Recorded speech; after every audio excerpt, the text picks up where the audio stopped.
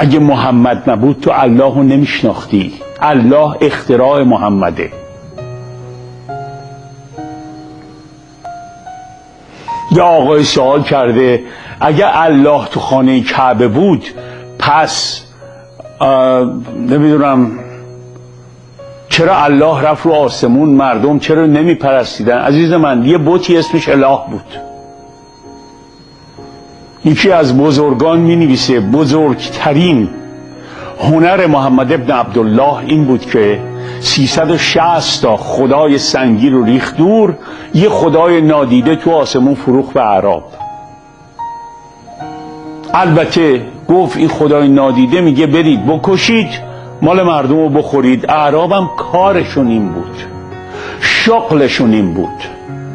همین جوری که اومدن به ایرانیان مفخر گفتن که ما 700 تومن در خونتون صبح به صبح میدیم، اینا هم ریختن تو خیابون. نقطه ضعف رو خوب پیدا کرد. توی صحرای عربستان آب پیدا نمیشد، گفت تو بهشت جوب آب از زیر پاتون میره. شیر پیدا نمیشد، شیره گرم میشد خراب میشد، گفت جوب شیر میره.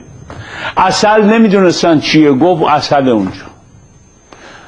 درخت نداشتن به جز درخت خرما، گفت اونجا پر درخت موز و انگور.